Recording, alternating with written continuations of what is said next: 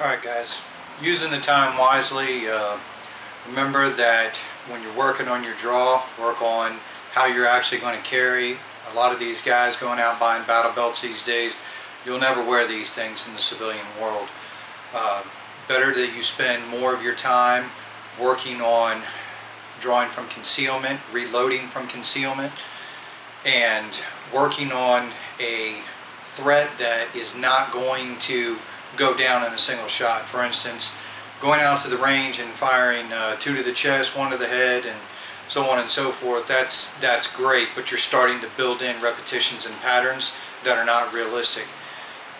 What I've got is I've got a homemade target that I built in that I use with essentially just, it's an airsoft pistol that exactly replicates a Glock 19 and works great as far as the functionality. Obviously you're not going to get the same recoil management, things like that, but when you're practicing things like clearing your garment, engaging the threat, I've got flags set up on my target so that it goes down in random numbers, and I'll show you how I built that one day, but the point being is that the flags don't go down on the first shot. They may go down on the first shot, they may go down on the 10th shot. I may actually have to incorporate a reload in there.